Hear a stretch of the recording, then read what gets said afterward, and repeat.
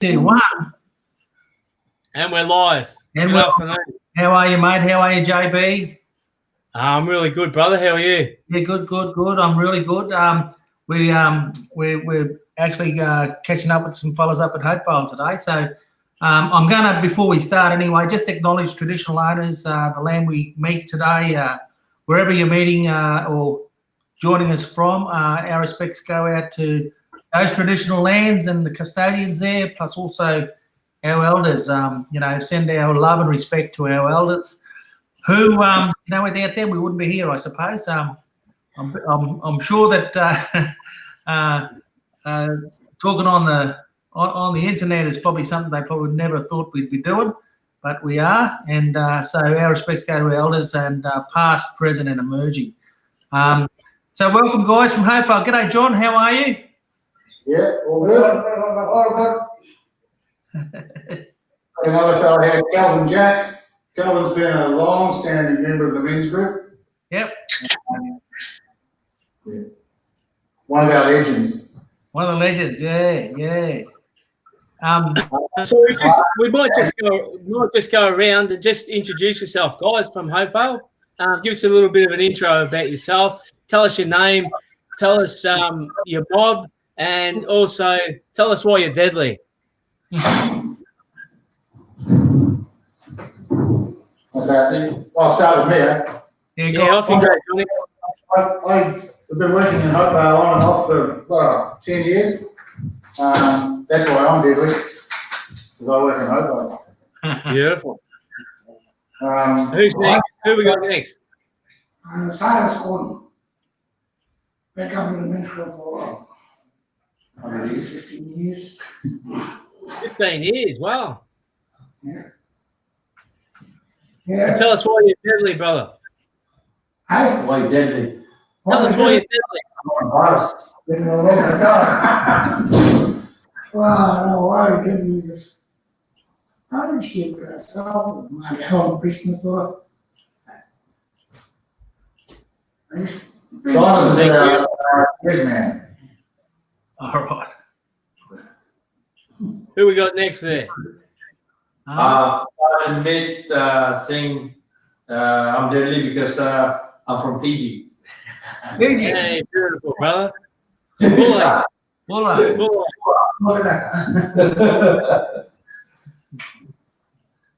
Who we got next? Uncle Trevor? Barbie, from Barbie. And I'm a traditional owner of Hopevale, right? Very good. Yeah. Beautiful. For a while, man. Yeah.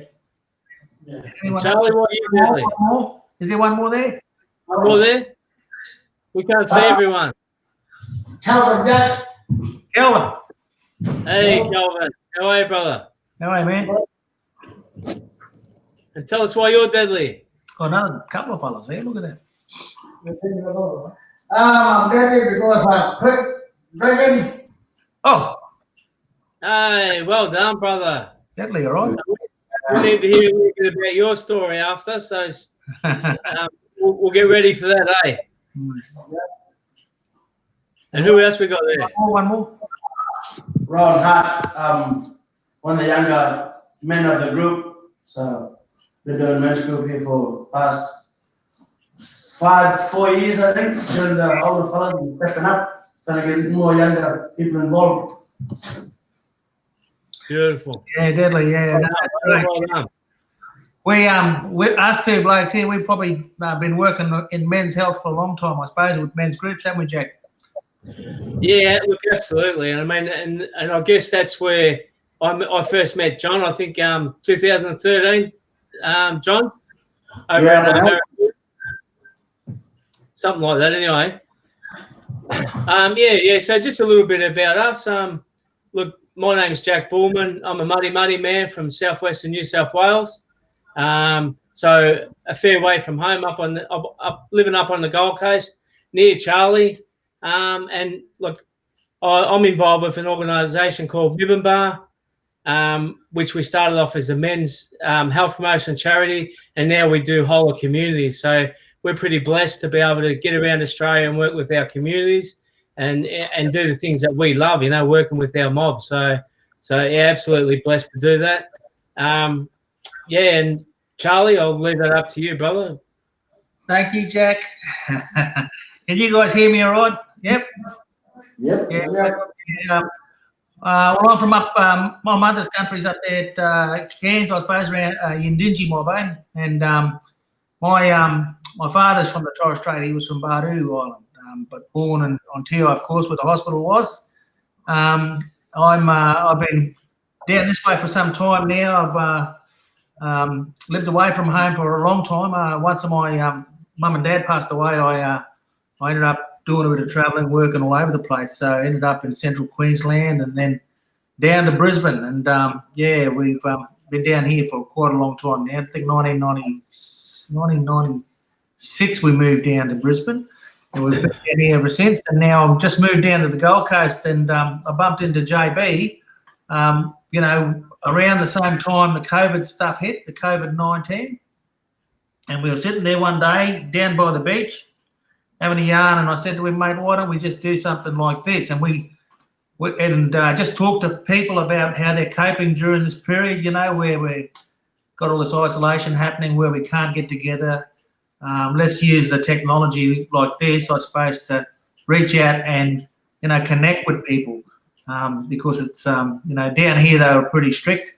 John was saying how you guys got together, you know, got back together after some time being apart.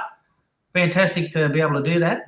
We haven't gone down that path yet, mainly because of, you know, there's a lot more people, I suppose, around this part of the world, and you know, I really don't understand how the government can make decisions around, you know, gatherings and stuff if especially with remote communities like Hopevale, I suppose, where you probably don't have any COVID, you know, cases there.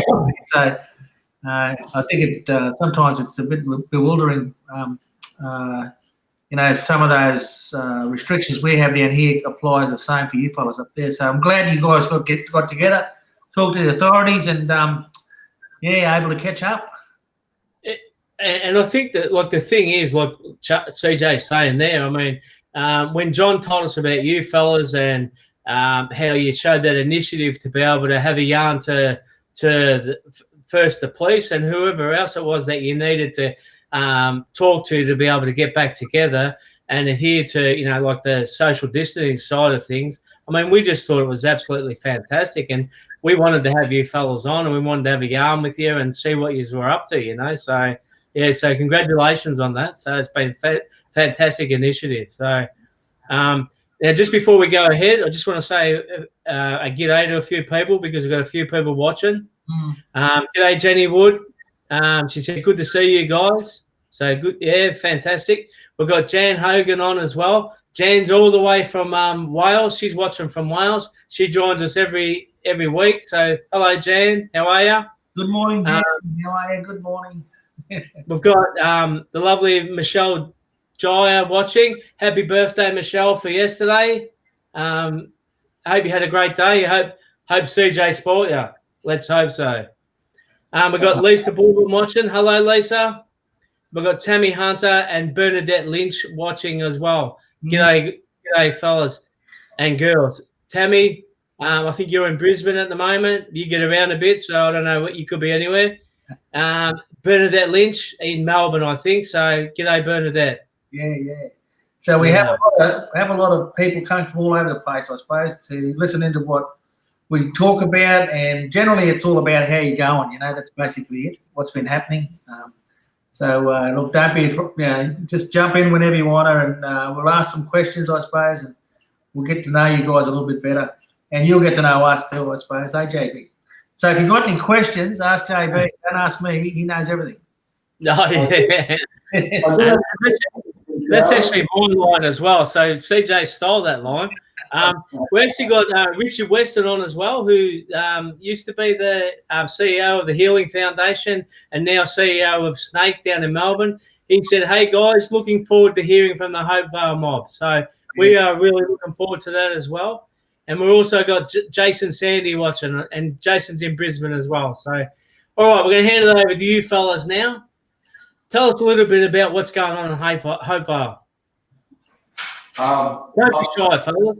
I'll start from the policing side of things and how we're working with everyone. We're working on a thing called cultural healing. So using cultural ways to better heal men or women, for their sake, engaging people to go on country, do fishing, hunting as a family unit, teach kids culture, tradition, catch fish, and hunt. This way, break down the family barriers, bring the unit together. That's how people have thousands and thousands of years worked as a unit.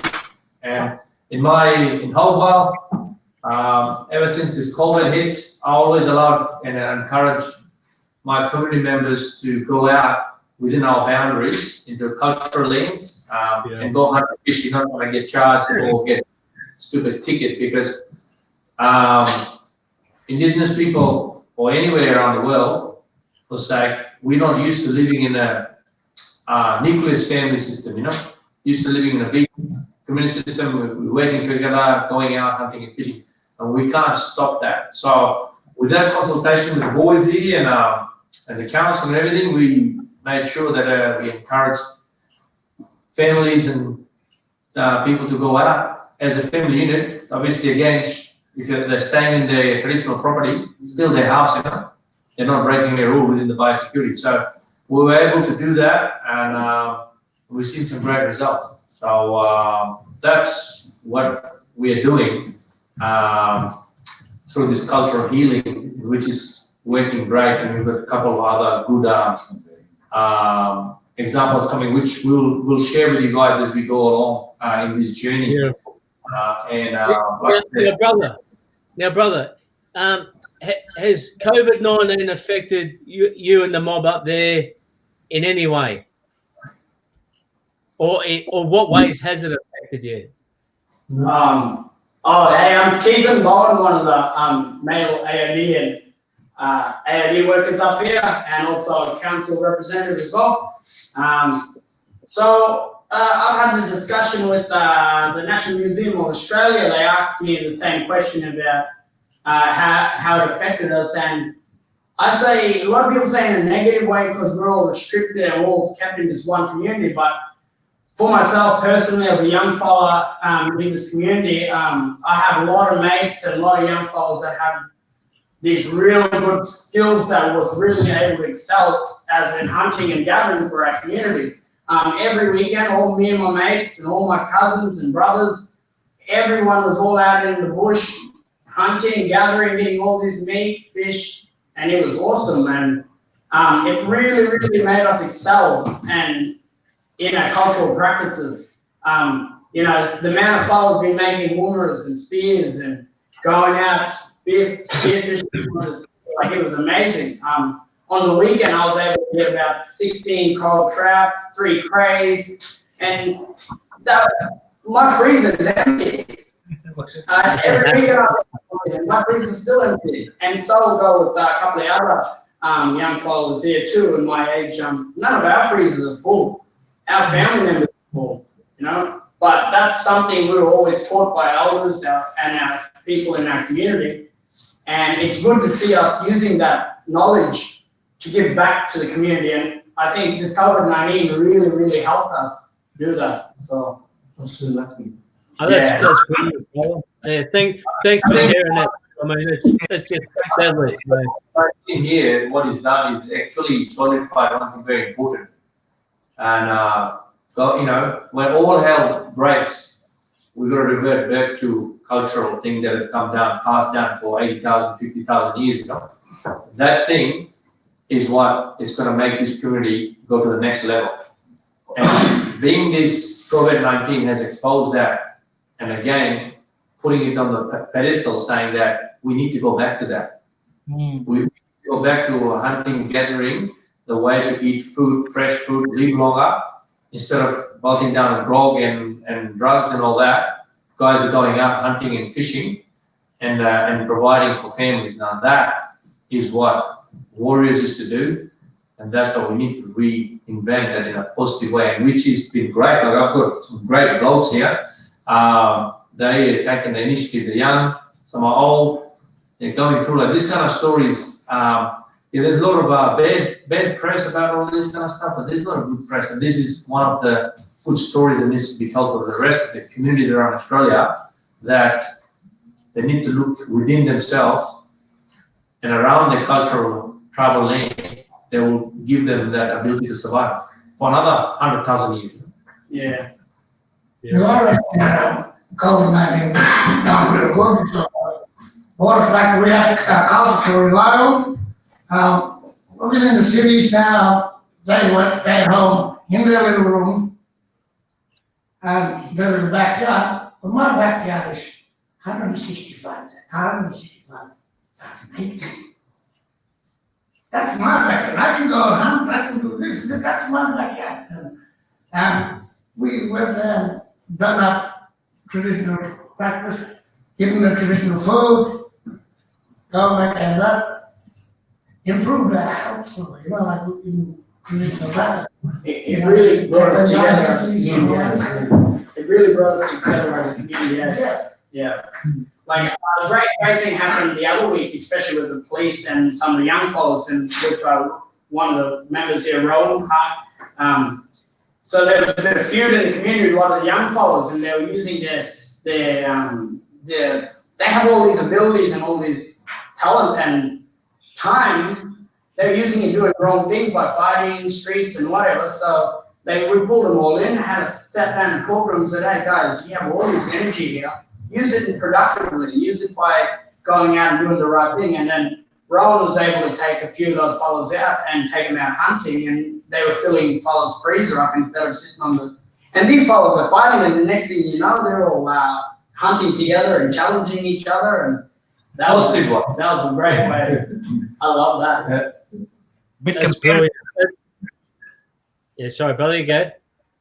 You're getting a bit competitive there, you fellas. If they want to be competing with the biggest, who's got the biggest fish and who's got the biggest pig, then we compete about the other things, you know? I think that's the only way. That's the way of the warrior. We find that too, like even down here, like, just going back to the basics, especially when we got kind of locked down sort of stuff, and you're stuck at home, and we're having conversations, you know what I mean, rather than jumping on here or heading out, whatever we used to do. But now we're kind of stuck. We're sort of having some really good conversations, having a yarn to the wife, and catching up with the boys and that sort of stuff. It's really good. I mean, it's normally we don't find the time to do that, but this COVID just certainly helped us do it. Hey, Jack, you know how there's that option? I'm just going to go with a bit of technical stuff. There's an option when I'm talking, the screen will be full of my vision. So when the boys are talking, it'll open up to them, and we can probably see everybody. How do we do that, bro? Yeah, there's an option there somewhere. You know how you do that. Tell me where it is then. Well, you know how you can change it around? You've got the three there. Oh, yeah. Like that's it. That's it. Look at that. That's all. Yep, that's it, bud. You can see a wall now. Oh, that's great. Oh, he's telling the landing going everywhere. Hey, look out. And just while we're at that, we've got a few more comments here. We've got Lyndon Riley's watching down there in Cairns. You fellas all know Lyndon, don't you? Yep. Yeah. He's watching. So g'day, brother Lyndon. We've got Jan Hogan from Wales who says, getting back to nature and self-sufficiency is so important. We're growing vegetables and fruit for first time, as in isolation, cannot go to the supermarkets or shops. Makes you appreciate everything more. And then we've got Richard Weston, powerful demonstration of how culture works to strengthen our families and communities, how culture supports resilience, great leadership. So well done, fellas. That's from Richard Weston. And Jenny Wood, great to hear the strengths coming through cultural practice for the younger fellas. So, yeah, some really good comments there, brothers. And so well done. So, yeah. Yeah, Jack, when we decided, when this COVID thing first came in, we just stopped the men's group. We were just like, that was it. We can't do it. So, in a couple of weeks went by, probably 3 or 4, and Keith and I were talking, and it was like, we had no way of disseminating the information out there the way we used to through the men's group. So that was the reason that went to the CEO and Sergeant Arnott and had a yarn up to see if we could actually do this. And it was a way of us finding out what sort of things were different now compared to pre-COVID. It's quite hard because you've got the kids at home with you 24/7. You're sitting at home with the missus, your wife 24/7. You start to get on each other's nerves a bit. Like I know when I had to, when they put me on for a couple of weeks right at the start, I couldn't wait to come back to work. It wasn't because I was working so hard on the farm. It was just I'm not used to spending all that time with my missus. Careful, Margaret can be watching. Hey, John, I'll just give you a tip. Yeah, there are a few women watching too, brother. So. Sorry for saying that. No, never be sorry, brother. No. But I think it's really important that the guys, they could quite easily have gone, no, we'll wait till it's all over and done. Yeah. But no, they wanted to get together again. It's a good space. Well, I think you're spot on, John, with what you're saying, and that's what really resonated with CJ and myself when we were having a yarn, or through messages in one of the previous check-ins, was how brilliant and how innovative what you fellas are doing, and because we haven't heard from anyone else that's actually done that. So I reckon hats off to you fellas for all the great initiative that you're showing, and the resilience and the leadership. Yeah, so look, fantastic.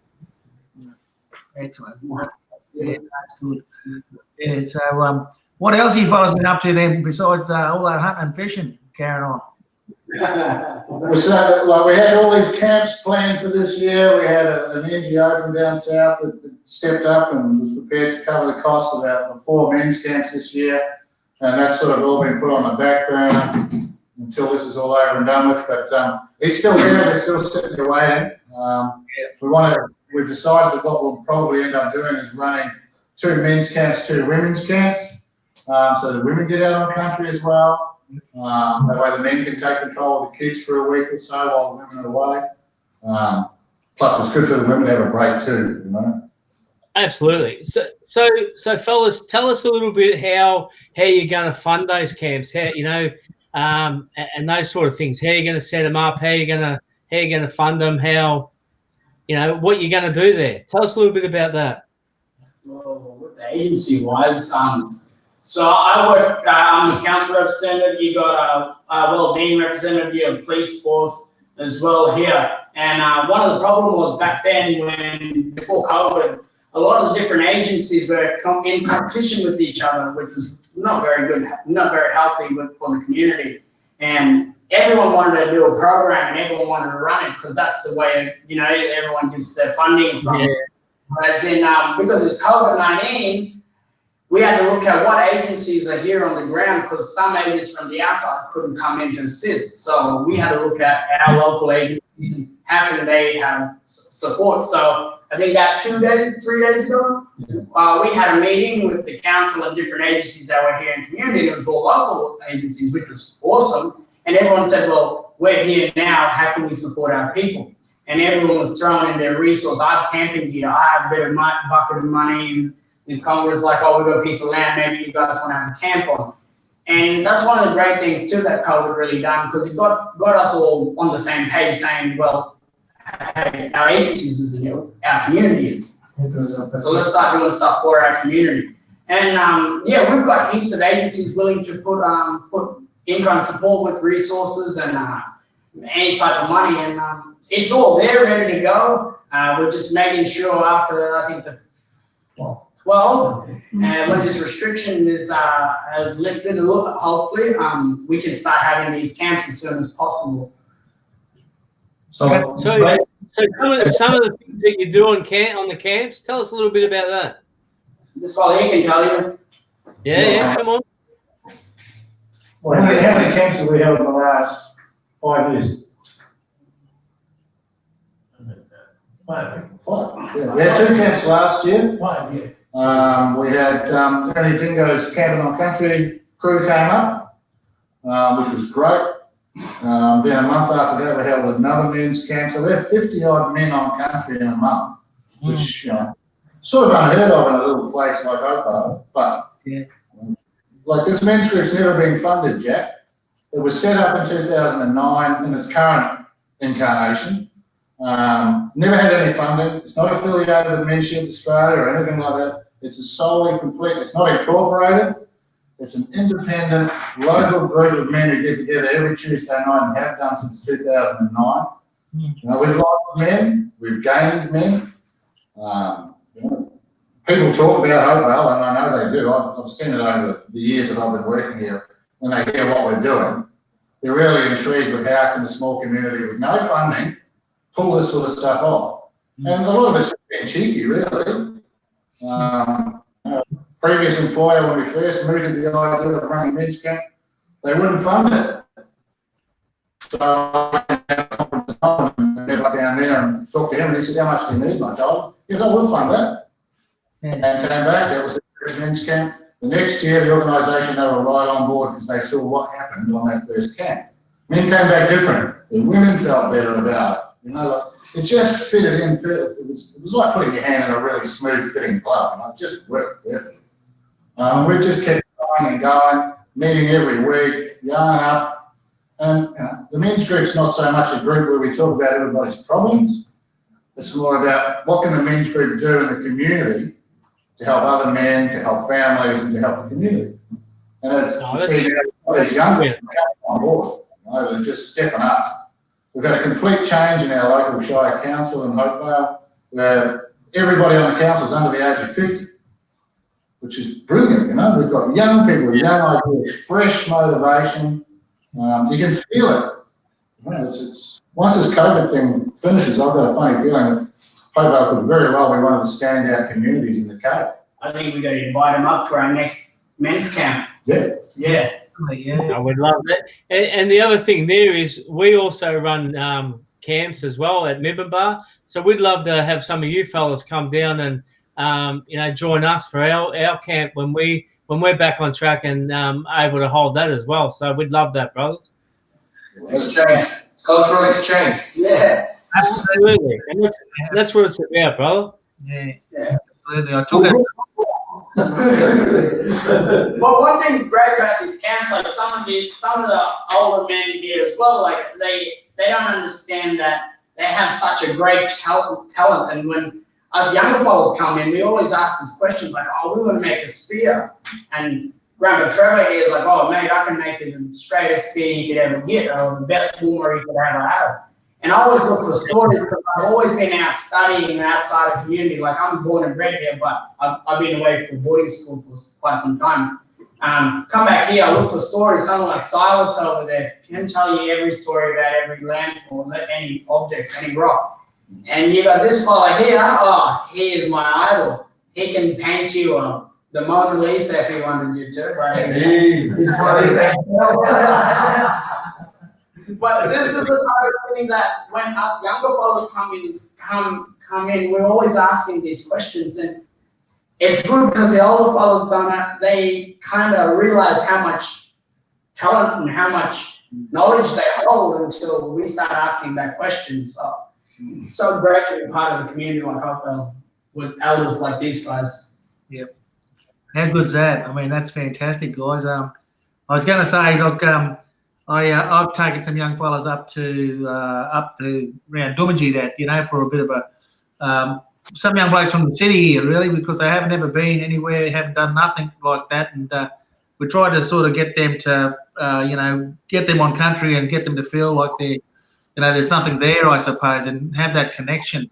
So it was part of a kind of like a mental health program that we got together, and these young blokes had never experienced anything like, you know, being up at Riversley and Lawn Hill and all that sort of stuff. It was amazing. And I'm just thinking about what you guys do, and I'm thinking, wow, how would you guys go about hosting a group like that to come up and make some connections? And because it broadens young blokes down here, they just don't do that sort of stuff, you know.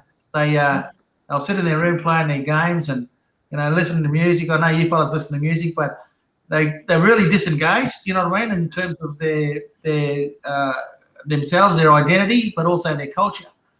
And taking them up to your country there, it really helped them to understand what that was all about, what culture was all about, what identity was all about.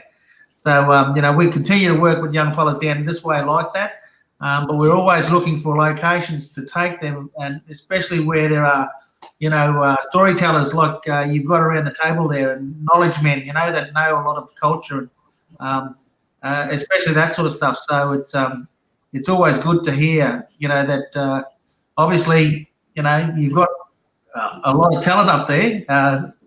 You think it's just something natural that you've always had, but for people like these young kids, and they're usually around 13, 12. They don't have that connection. Some of them come from single parent families. For whatever reason, their dad's not in the picture, or their mum's not in the picture, or the grandparents are gone, or that sort of stuff. So they really are lost kids, and it's I'd like to down the track probably catch up with John and you again about doing something like that, or whether you'd be willing or interested in doing that sort of stuff, because it helps, I suppose, in terms of especially these young ones, their identity, who they are, what's their place in the whole, At the moment, we're looking at a couple of places here in Hopevale. It's all traditionally, all the TOs own it.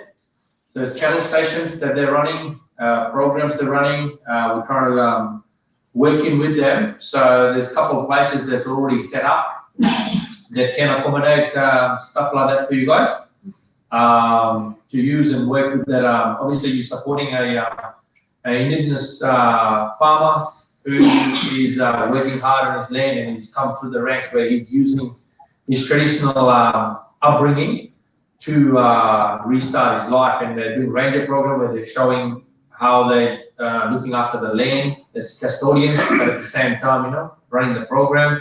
They're doing soil erosion things. They've got cattle that they're looking after. So, they do cure for 30 days. So it's all those programs they're running, and the kids from the city kids, they can come to places like this, learn a lot about life in general, and that's also good for our kids here to see how much they do know. Our kids here, because they are from here, they forget how lucky they are, and when they mingle with those guys in a positive environment, they get to see holy Jesus, you don't even know how to stab a pig. The guys from city thinks bloody food just comes out of the freezer, whereas these guys will go and show them how to catch the fish, They know how to catch the train, these guys know how to catch the feed. So there's a bit of cultural, and then the guys from city can tell these guys that, hey man, you guys are lucky. And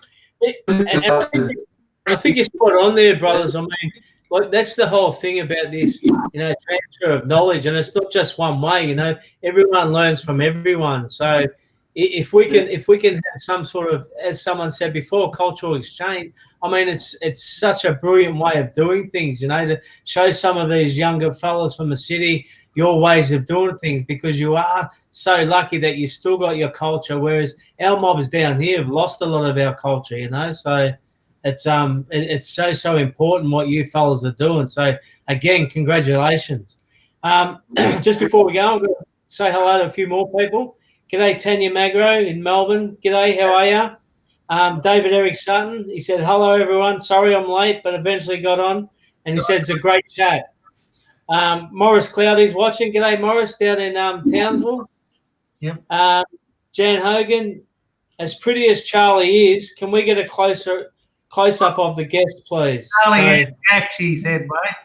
Oh, did she? Oh. You need glasses. I was trying to just leave you in it, Charlie, but Thanks, but I don't think we can get a closer up unless I don't know how to work that. So yeah. I'm a little bit technical challenged. Sorry, guys.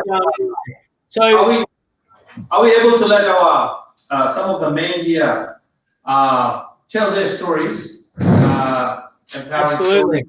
stories, what they do, and this way to get out, this is what they've got. The painter guy. We'd love to hear that. Hey, fellas, can we put a chair at the end of this table here you got? And then Yes. that person comes to the chair.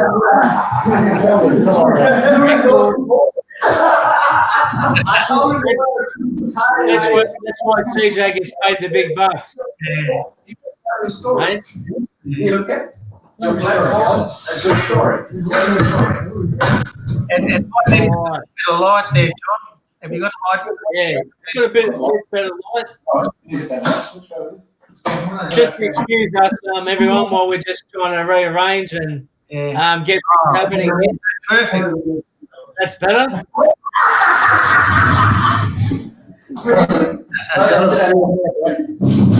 There you go. This is really innovative stuff. So, Yeah, there you go, brother. Yes. This is Kelvin. Kelvin. Hi, Jack Baldwin and everyone.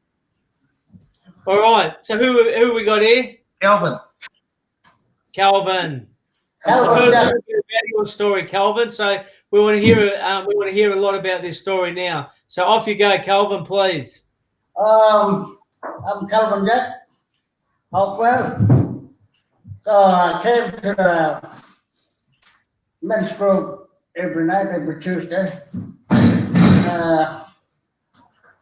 I gave up grog How long ago? 2 years ago. And I do some paintings, do drawings and all that. What was I gonna say? What made you give up drinking? I gave up drinking because I had heart problem. All that, going in and out of hospital. So I just give up. Straight away, just give up altogether. Yeah. How you feeling, mate? How you feeling, Calvin, because of that? Are you feeling And feeling good and healthy. Hmm. Yep. And Calvin, how old are you, brother? And do some painting. I do painting every afternoon. Yep. At my own house. Yeah. What type of painting do you do? Like, just explain. Like what type? What do you like painting? Like what kind of painting do you do? Like traditional? I do the traditional painting like animals, fish, kangaroo. Is there storyline?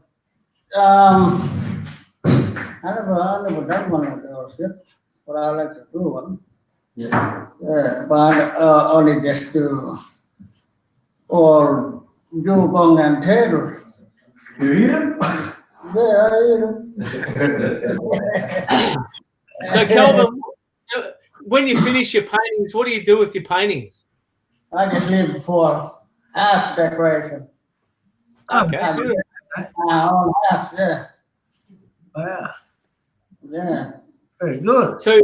So what else do you do during the days now, Calvin? You working or? Just playing.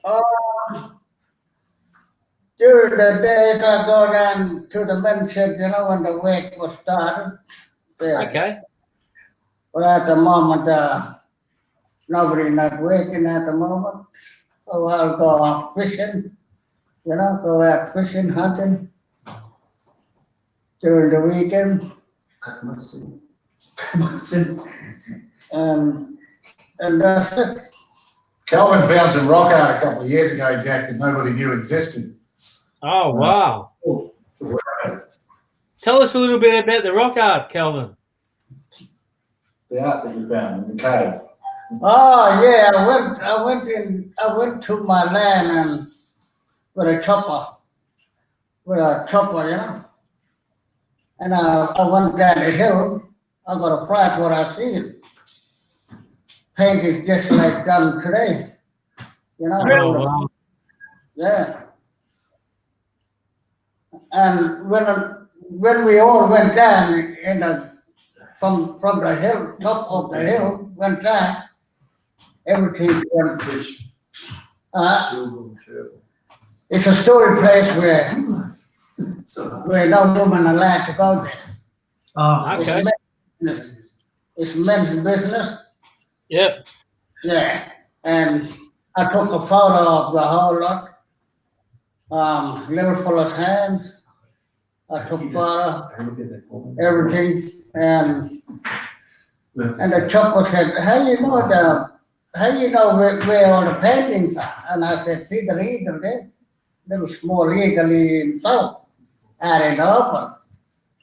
I said, "You go there and you drop down." And when he dropped down, he seen it. Oh, come here, I can see it from here, you know. So that's where I went, found my paintings from. oh right. Yeah. Oh, I Yeah, don't know. yeah. That's a good story, man. Yeah. Ah, absolutely fantastic. Yeah, too deadly. We get Richard Weston said, "You poor fellas, fish, dugong, and turtle. It's a hard life in Hopevale, eh?"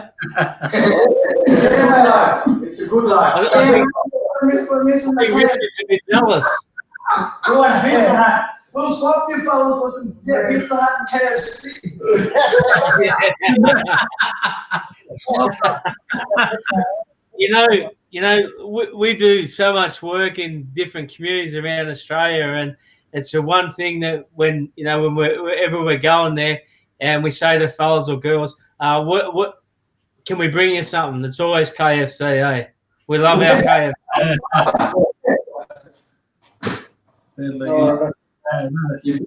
Yep. Okay, who's next? Next. Yeah, what we're doing there, we've got Ashley Edwards is watching. G'day, Ashley. How you going, brother? He's up in Toowoomba, I think. We've got Tanya Magro said, "Oh, that's awesome about the stories about the rock paintings." So Amazing. Yeah. Which way up? yeah, absolutely. How are you? $50 tour. I've been Silas Gordon, been a member of his men's group for years, and Silas was one of the foundation members of the Hopevale Men's Group. we had Oh, all well people, done, brother. we had Well young done. people, yeah, and we had criminals, we had people who go to jail who's coming back out on parole, we did support them and all this stuff, and now we see the drop of people incarcerated and all that, we go out and talk to our people. So I want to tell you one thing, that we started up a walk down to the beach. It's 25 Ks, half a marathon. Yeah. So we got everybody together, the shops, the council, and we just local people. We haven't got any highway job. We just go out and encourage everybody, and everybody got it. We had the Cooktown police out here, we had people from Cairns, people from Sydney came up on motorbikes, those Christian buggies. They came up on their ride around Australia, and they joined us to walk to the beach and dump their bike at the church and walk with us that night. Beautiful. So, we just local people, just people that just made that walk, and it sort of made everybody proud, everybody felt good about it. We organized the feast, we organized all that after party and all that stuff. Health checks beforehand, Yeah, all that. big breakfast, and then away, everybody headed off. It's a dirt road most of the way out to the beach. It's not an easy walk. Yeah. It's very hard. But But everybody, it's 25 Ks, yeah? yeah. What a deadly effort that is. So we had to walk down and get it up on the vehicle and come back home. Didn't walk back. Well, we had Yeah, all- It's 50 K. Yeah, it'd be 50K to walk back. We just say that we're not educated, we're not we just get up and put our minds together and just do this stuff.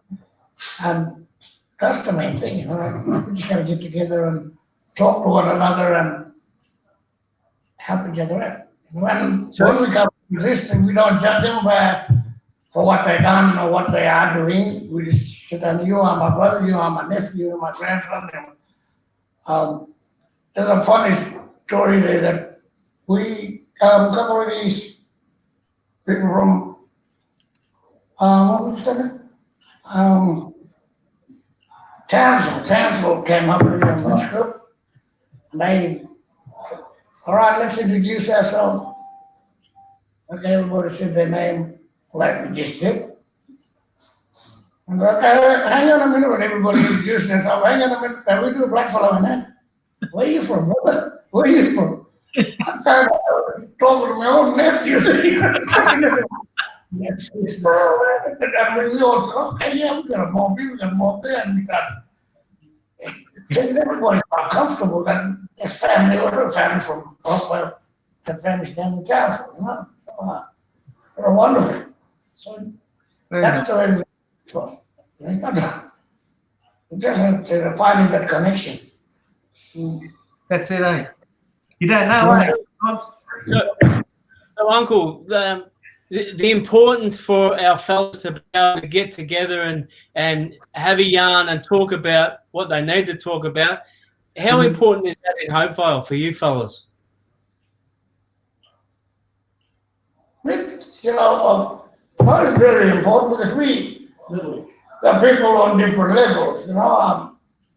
You got the older block telling them the way back then, and we bring it back up to now, and so see all the changes that's been happening. And you know, if you don't learn to do it now, you're gonna wander off. You're gonna, and there's nobody there to catch you. But you'll have to go to jail or something like that. Well, if you're gonna, one day we have and this young bloke came up with, I've been doing drugs, I've done this, I've done that, and I've done speed, I've done all the heavy stuff. Okay. It's only once that he came, and next week, go on. But he had that last chance to pass this message over to us. Then we can tell the young man, see what happened to him? He came to the mentor and told us that before he died. And it's sort of like a strong message, you know? People taking ice and all that stuff. Yeah. Being there, done that, you know what, because enough. Give that up. If we can just touch on it a little bit, how bad, or if there are drugs or ice in Hopevale, how are we going about trying to help our young ones and our older ones that are hooked on drugs? How are we going about trying to help them? Get them back out on country is the best start, Jack. Get them back on country, saying, they take them you take them out of one matchbox, you put them in another matchbox, like the rehab or something, he's still gonna be alone. If we go out the bush, he's got that open area and he's got his ancestors with him, and he got a family there with the family support and all that, you know, and his friends in Hopevale itself. But if we can send him to rehab, come back here, he can come to the same place. And you have to try and make new friends, but we already have friends here. And we can support him or here, back here in the own country. See, that's the thing, having a cultural healing program back country, and having some psychologists and stuff come and work with those people in their own home surrounding in the traditional land where there's camps and stuff already set up. That is more effective because when somebody's addicted to a drug, you can't just tell them you can't take it, you know. It takes a lot of effort and a lot of other things, rehab and therapy to get over that kind of addiction. So we provide a better environment for them where the environment is known, which is their country, and bring those support services in the country where we have to set up. So we're looking at a couple of things that we're going to be, you'll see in 6 months' time, Hopevale is going to have answers for everything. Because we're going to set up those kind of things where we're going to bring all those stuff here to help our mob here. Because at the end of the day, rehab most time doesn't work because they're going to come back into community and live in the community. You know, it's easy to catch somebody out and they think, okay, when they're out of here, they're okay, but when they come back, they go back into the same groups. But if we just put them in the country and engage and get them to realize that that mob they were hanging out with, not a good mob to hang out with, and build that confidence and trust up. And we're not going to be able to do that is keep sending them out. And we need to set up recovery places within our confines here. And that's why cultural healing is the best way moving forward for Indigenous people, you know. Anyone. Well, the nearest rehab to Hopevale, Charlie and Jack, is 350 odd k's away. And the next one from there is then down to Cairns, Yarrabah, and then the next one after that is Townsville. So we quite often will send, like Kelvin went to Townsville rehab and came back. But he was, you know, it's nearly 1,000 kilometres away from home. Yeah. It's a long way from home, isn't it? Yeah, it is. And, you know, the other thing is that the family aren't really sort of included while that person's all that way away. So when they come back, they don't understand the journey that person's been on while they've been in rehab. So, you know, I can give you an example. We had one man who went to rehab, I think he did 6 or 8 months down there, came back, hadn't had a drink, came back, and he arrived back on his birthday. Wow, that probably wasn't the best day to come home because the old mates put on a party for him, and the next thing you know, back in the hole again, you know. So we're definitely trying to not send people away. You know, we can do it here. We're now looking at safe spaces for men. So instead of the man being locked up, we can take him somewhere where he can sleep overnight, maybe a couple of days. Have a break from, you know, whatever's causing the angst in the family. Give the missus and the kids a break as well. We're not taking the women to the women's shelter and the kids into Cooktown because then their whole school life and is completely disrupted. So we're starting to look at these things as means of, one, helping men, but two, it's Keeping some families together. yeah, it's keeping the family together or close, you know. So you know, we've got council support in this stuff. That's why I said before about, you know, having such a young council. These young fellas all know what the issues are, and they all know each other. The community knows what the issues are. The community has the solutions. It's just got to stop that outside. Absolutely. Down and go quiet then because everybody else is talking. No, it's I can see when you talked about earlier about men's group doing things for the community. I suppose I can see that all sort of coming through now. The way you fellas talk, you know, about solutions and what are we going to do about this? What are we going to do about that? You know, so it's really proactive type stuff. You know what I mean? We're not drowning ourselves in all of our issues. We're actually looking at them apart and, you know, finding a solution, I suppose, or at least giving something a go, you know, giving it a go to see if it's going to work or not. So fantastic. It's such a strength-based approach. So it's the only way to go, fellas. So, yeah, again, well done on what you're doing. Just got a couple other comments. Marilyn Jones said, see you next time. Have a great week. Stay healthy, everyone.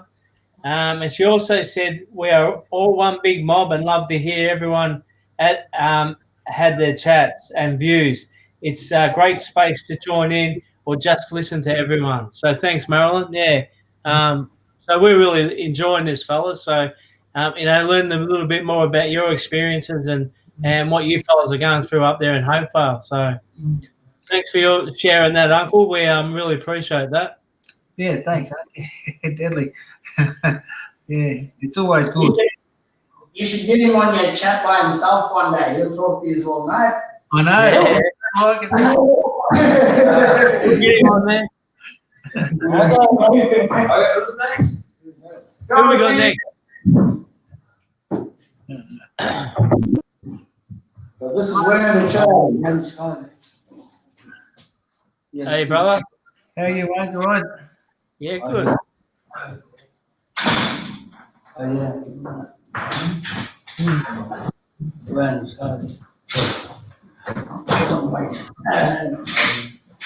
When you're ready, brother, yeah, let us know what you've been up to. There you are. Yeah, I've just got one more comment from Richard Weston before we go on. What a privilege to hear from these fellas. Good humour and great spirit. So you got some really good comments coming through, fellas. So thank you. And yeah, fire away, brother. Tell us what you're up to. Just, the way to help you, Randall? Tell your story? Disability. Randall has a disability. Yeah. He comes to men's group when he can. He lost his mum and dad on the same day. Years ago. So basically, the community basically has taken charge of his brother, helping him out. They have carers, and we try to include Randall in the men's group so that he's got somewhere safe to go. The boys will look after him. We look after him. Men group of Norman, we are going to men group, with a medicine from men group of Norman, some people can talk about the men group.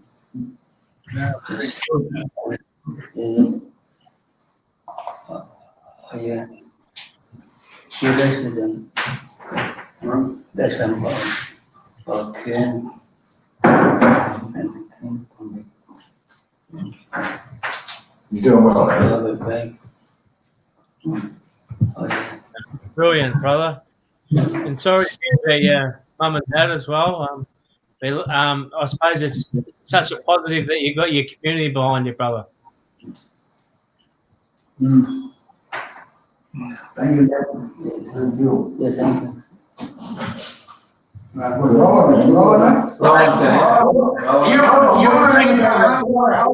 you, brother. Thanks, man. Thanks, brother. Thanks, brother. He's the guy that keeping all the youths in life. Who else we got? Who else we got there? Step up. Who's that? Talk about it here. We're waiting for brother. We've got Randall Ross watched in as well. G'day, Randall, down in Townsville. Randall was one of our guests a couple of weeks ago, so we know all the good work that Randall does. So lovely to have you watching, brother. All right, fire away, brother. I'm Ron Hart from Hopevale, one of the youngest fellows of the group, of the men's group. I think what makes Hopevale men's group a strong group is that we help out in any way that we can. I think with activities around the community, we sort of like the muscle that do all the heavy lifting, and with our young fellows that we had trouble with in the past few years, that they were sort of like losing their identity, and we'd taken them back on country. We sort of made that reconnection, and some of them didn't know who their family was or where they come from, and the older men of the group sort of helped them to make that connection. And I think the young fellows started respecting that, and still today, when we're down the road or at the shop, the young fellas come up and have a yarn and ask how we're doing, or especially with me, I got about 15 of them at my place that hang around every day just to go hunting, and just to keep them in line, really, Good on you, brother. That's good, eh? Great story. And great leadership you're showing too, mate. Yeah. Well done. Yeah. Personal best.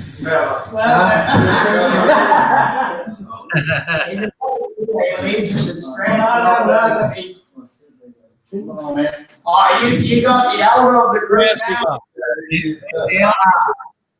now. Call him up to make some spears. Trevor. Got him up. Well, hello there. My name's Trevor, my family last name. Well, before, I used to run the rehab at outpost at Mackay, you see. Like, it's not a rehab, it's just for cooling down place, see? Like, family are around, we take him out there and stay with them, in the country, Yeah. So they really enjoy it, going out fishing and,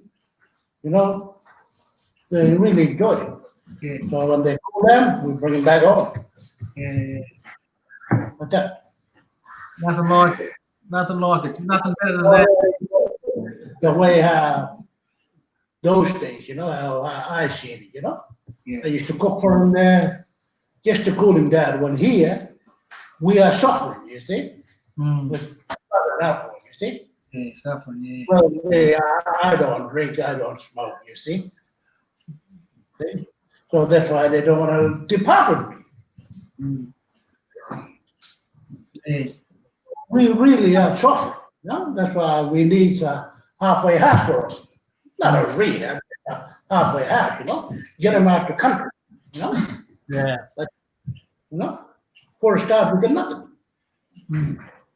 Like when they're domestic violence, you know, they flog their women around, you know? There's a place there for them, you see? Yeah, that's right. So we need a halfway house, like that. Get them to cool down. Cool them down, place. Yeah. Cool down, and dry, we bring them back, Mm. you know? Not forget that, you see? Mm. And not forget that. Breaking up there a bit. You know, you right, you know, what you here for, you know? You know, That's right. what you here for? You see? Yeah. Or being a woman, you know, so, you know? You know, living with another man, you know, all that thing, you see? Mm. So we are, you know, like this. We need a halfway house for Yeah, Well, absolutely. them. Get them out the country where they can enjoy it. Well, no problem with me, I got no woman. Not that I could try. Oh, no. I get that. Not like it's right. But I see, You can't slap them on the I face, see. but now they're in piercing. I look at how you know, how my community.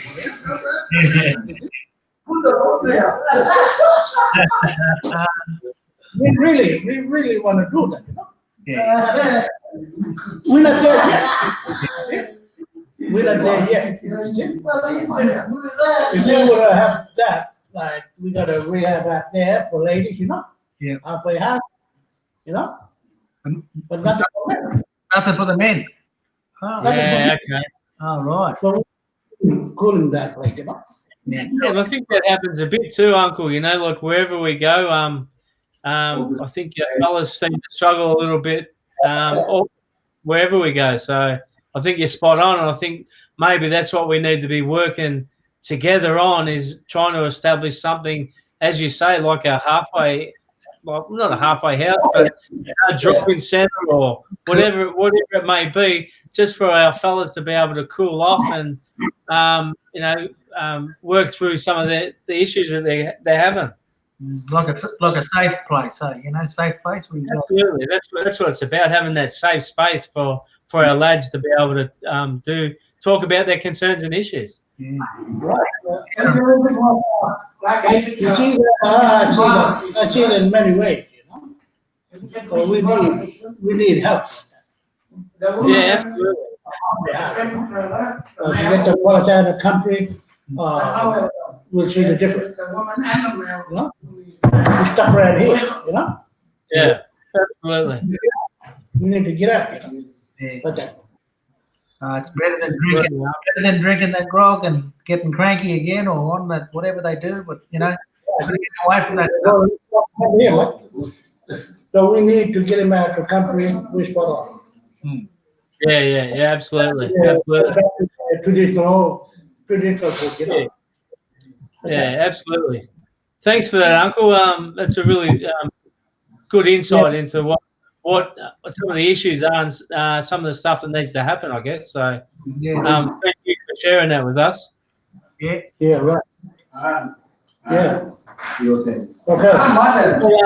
We just got David Eric Sutton said, "Great chat again, boys. Really enjoyed listening. We'll see you again." To the boys at Hopevale, enjoyed your stories and stay safe.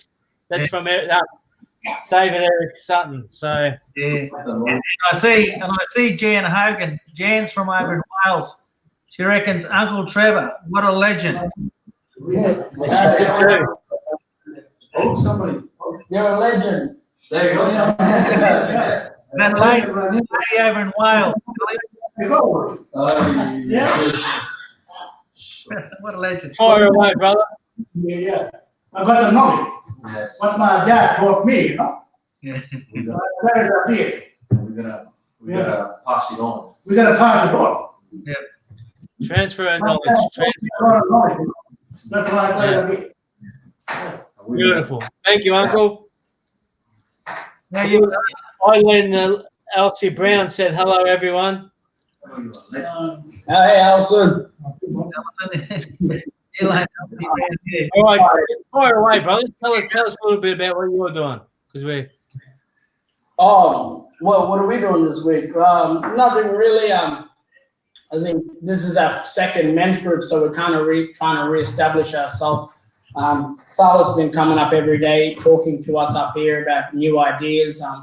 I think we're planning on trying to do a walk from the community to one of the local creeks here, collectively as a community. And yeah, that's that's why we have such great leaders here, because there's no money being spent, it's just the time and effort being put into it. And I think what Silas is doing right now, it's awesome. And I think it wide drives me as a young fella here too in this community. So yeah.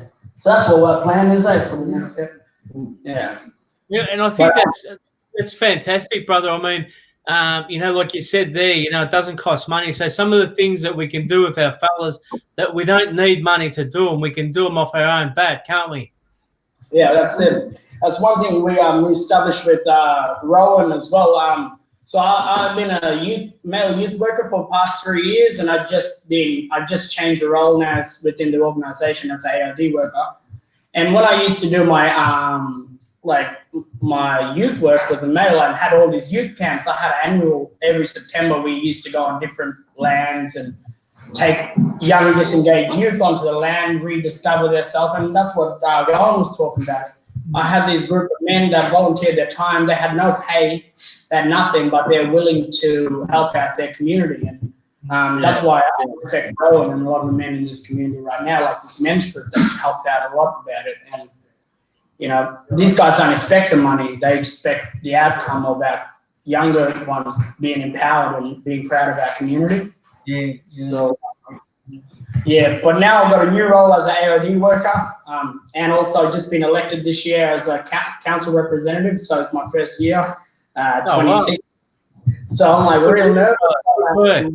Looking forward to it. So before you were talking about the great leaders in your community there, you have to take a bit of a bow for this too, brother, because you're a real leader in your community as well, and one of those young fellas that are up and coming and doing some great work. So congratulations to you, brother, because sometimes we need to pat ourselves on the back and celebrate what we're doing well, So good on you. Yeah. Oh, thank you for that. Yeah. He's a Parramatta Eels yeah, but I'm a Para supporter.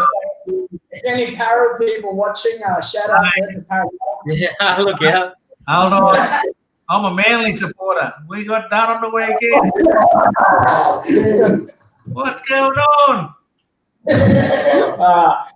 Yeah, but our goal this year, though, with the men's group, because we've kind of lost the men's shed in the past year, and we've been fighting to get it back. And luckily, I was able to get into the council now and have that conversation with John and the CEO about getting this men's shed back and how important it is. But now that we're trying to find our feet again, but we're also rediscovering new things about how to celebrate differently in the community. You have this annual NAIDOC week, but we're trying to find specific days that really relates to our community. Like we have a strong history of when we were evacuated, strong history of when our pioneers came back and rebuilt Hopevale.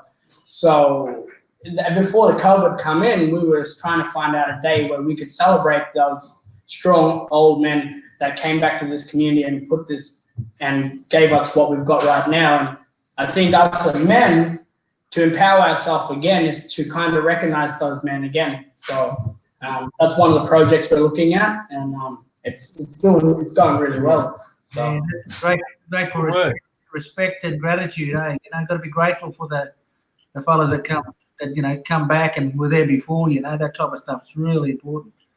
Yeah, really important. Yeah. So we've got Tanya Magro that said congratulations too. So Tanya's down in Melbourne. She's watching in. She said congratulations. So well done. Well done. Council, Yeah. You'll be mayor there soon. Man. I nearly became deputy mayor. Yeah, I got elected once in the community, and yeah, I was near there. So you probably come back and I'll be gone. Well, thank you guys. Did you say that you got the men's shed back now, or the shed itself? Yeah. Stuff, yeah. It was about 18 months ago it started, and there was like a lease with the local employment provider, and they were providing activities during the day, workplace activities. Yep. And then they moved down to another shed that had their facilities. And then one day the old CEO just said, "Who runs the men's group?" I said, "Well, that would be me, Keith, and Uncle Des." Hmm. And then he We said, just got another comment as well from Richard Weston, and he said that young bloke is a good thinker. Celebrating local community milestones, great idea. So to all you fellas and girls that come up with that, fantastic idea, because I was thinking the same thing. Yeah, really good, yeah. He comes from a pretty smart family. His old man's just written a book with another guy. True. Yeah, it's called On a Barbarous Coast. Give us the name of the book. And On a Barbarous Coast. On a barbarous coast. On a barbarous case. Okay. Cooktown, well, crashing into the reef and coming into Cooktown. But it's got the bummer version of the story, but slight twist at the end, which we won't give away. Oh, look. Well worth having. Yeah, no worries. We'll put that on our link in our story, and Yeah, maybe some people have a look at it. yeah. John just send us the name of it and the author and all that. Yeah. Sort of stuff. That'd be great. Put it Look, fellas, we're just about out of time. But hey, it's been so deadly talking to you, Mob, up there, and hearing about what you fellas are doing and the innovative stuff that you're doing and moving forward with. It's just so pleasing for us fellas to be able to hear, and we'd love to come and visit, and we'd love for some of you to come down and come to our camp as well when we get one happening once COVID-19's over. So yeah. So thank you again, fellas. CJ, over to you, brother. Yeah, no, fantastic. Thanks for coming on. All that stuff you do is fantastic. Yeah. Great listening to. Right? This is the one so. It'll be a great man, is a great woman. And they give her a hand to our missus because they don't want to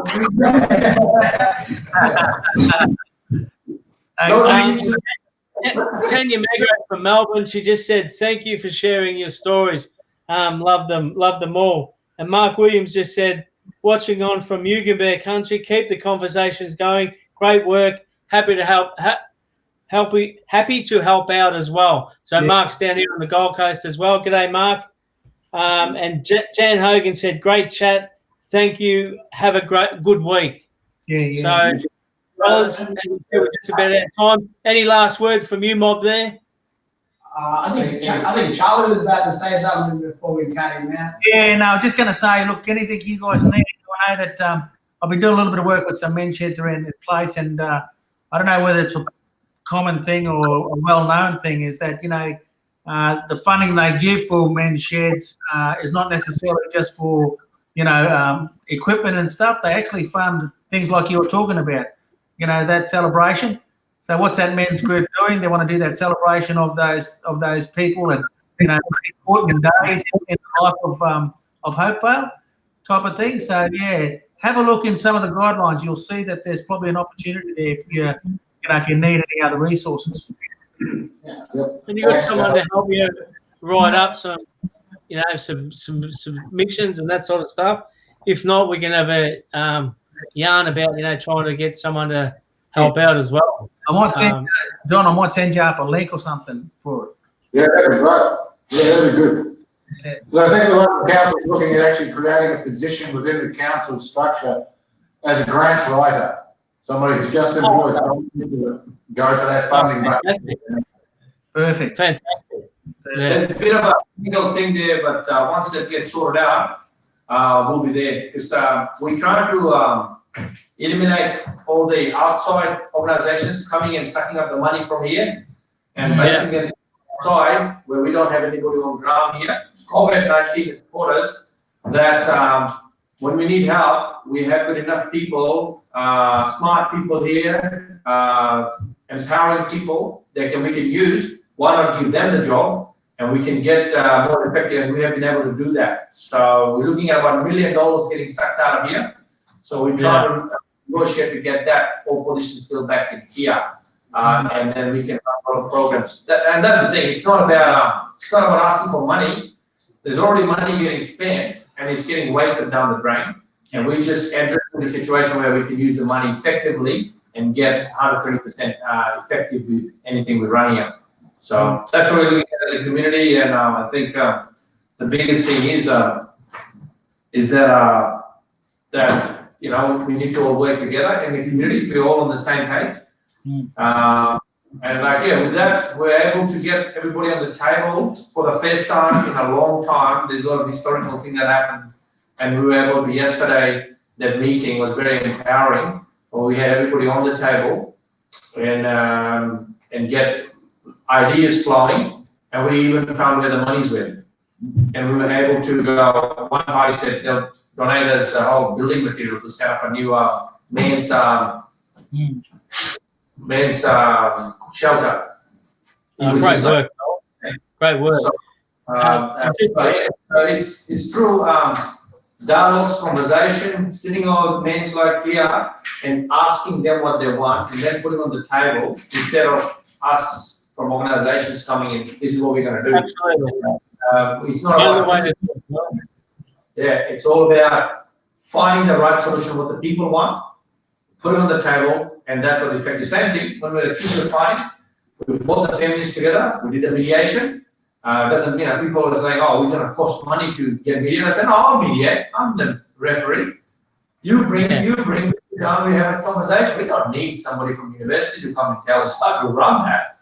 We know how to tell kids to stop doing stupid stuff. And then we asked them, how can you help me stop this? And they said, we want to go hunting and fishing. Oh, well, Rowan goes, I'll take him. The other goes, I'll take my mob. Boom. Now that they're hunting together. Now, if we have to have a mediator from outside to come in, all these things, the fight will still be going on. They'll never finish because they're going to bring outside solution for a community issue. We can't solve that. Same thing with policing. I have to working with the community members to find solution within to break that cycle. Absolutely. And well said. Honest, just got to be honest about it and not, you know, beat around the bush. And that's why we sit on the table and we just go, yep. This is how we do it. Who's in it? So, you know, thank you very much. That's brilliant. Thank you. And last word from Richard Weston. Thanks, Hopevale men. Really enjoyed that. Stay strong and thanks. So we're going to sign out now. Thanks again, fellas, for a great yarn. Maybe talk to you again soon, eh? Yeah. Yeah, brother.